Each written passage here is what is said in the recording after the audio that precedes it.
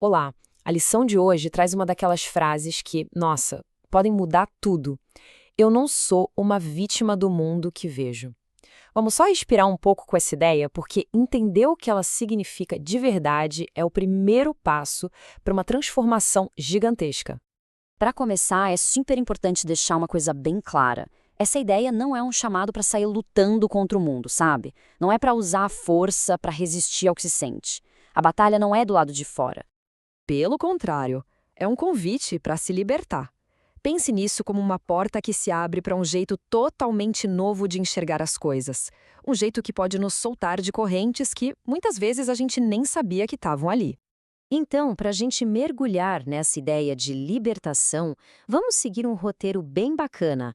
A gente começa com a ideia principal, depois entende como funciona essa nossa prisão mental, descobre onde está a causa real do sofrimento e, claro, aprende como praticar e declarar nossa independência interior. Beleza, então vamos ao nosso primeiro ponto. A frase "não sou vítima" não é só um pensamento positivo. Ela é apresentada aqui como uma chave mestra, uma ferramenta capaz de destravar uma mudança muito profunda. E essa frase, ela é a chave. Se a gente conseguir entender ela de verdade, só ela já tem o poder de desmontar toda aquela estrutura de pensamento que nos mantém aprisionados. É o pontapé inicial para uma verdadeira declaração de liberdade.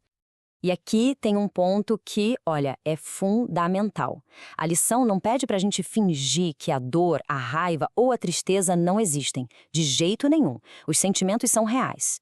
O que ela questiona é a origem que a gente dá para eles. Aquela causa que a gente sempre acha que está lá fora.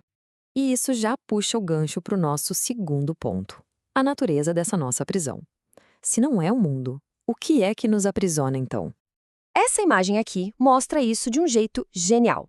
De um lado, a gente tem aquela crença comum. A prisão é feita de coisas externas, né? Mas do outro lado, a perspectiva muda completamente. A lição diz que a prisão de verdade não são os fatos em si, mas a história que a gente conta sobre eles. A prisão é a nossa interpretação. Pensa só. Um compromisso cancelado pode estragar o dia de alguém, mas para outra pessoa pode ser uma chance de descansar. O evento é o mesmo, as grades são a nossa interpretação. Bom, se a prisão é a nossa interpretação, então a conclusão é meio óbvia, né? A causa da nossa experiência está dentro da gente. É aqui que entra um conceito que é incrível: a responsabilidade amorosa. É importante entender isso. Não se trata de culpa, de ficar se chicoteando. Pelo contrário, é reconhecer que, se a causa está dentro, o poder de mudar a nossa percepção também está. É um ato de tomar as rédeas, não de se criticar. Pensa bem, enquanto a gente joga a culpa no que está lá fora, a nossa identidade vira refém do que acontece no mundo. A gente está literalmente entregando a chave da nossa paz para coisas que a gente não controla. Tá, a teoria é fantástica, mas e na prática? Como é que a gente faz isso virar realidade no dia a dia? O exercício proposto é de uma simplicidade que chega a ser genial. Primeiro, é só observar os pensamentos, deixar eles virem e irem. Depois, a parte difícil, resistir à vontade de analisar, de julgar, de rotular. Apenas ser uma testemunha imparcial da própria mente. E, por fim, se lembrar, gentilmente, da frase da lição. É como ver as nuvens passando no céu, sem tentar segurar nenhuma delas. E o jeito de abordar essa prática faz toda a diferença. A lição deixa claro, tem que ser sem pressa, sem tensão e, principalmente, sem nenhuma pressão espiritual. Não é uma prova, não tem certo e errado, é um exercício de gentileza com a gente mesmo. E aí, enquanto a gente está nesse processo de só observar, a frase da lição funciona como uma âncora bem suave, um lembrete gentil para onde voltar. Não é para ser um mantra forçado, mas uma afirmação tranquila que vai reajustando a nossa percepção. Então, quando a gente pratica isso, o que é que está acontecendo de verdade?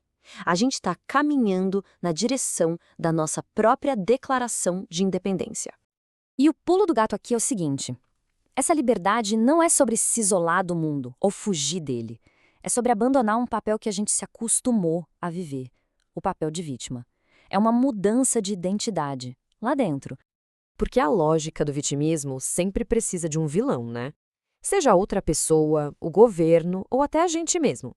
E esse ciclo de apontar o dedo, por natureza, torna a paz impossível.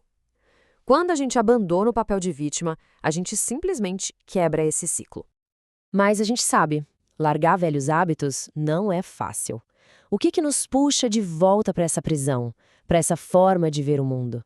A tentação é justamente aquele impulso quase automático de culpar, de reagir, de se defender. Cada vez que a gente cede a esse desejo, na verdade, a gente está escolhendo voltar para a cela por vontade própria. E para a gente ir fechando, tem uma ideia que é muito bonita. Essa mudança, essa declaração de independência, não é um evento com fogos de artifício, é uma transformação silenciosa que acontece por dentro.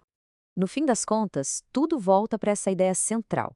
A gente não vê o mundo como ele é, a gente vê o mundo como a gente é. O mundo que se experimenta é um espelho da mente que o observa. Mudar a mente, portanto, não é só mudar a si, é literalmente mudar o mundo que se vê.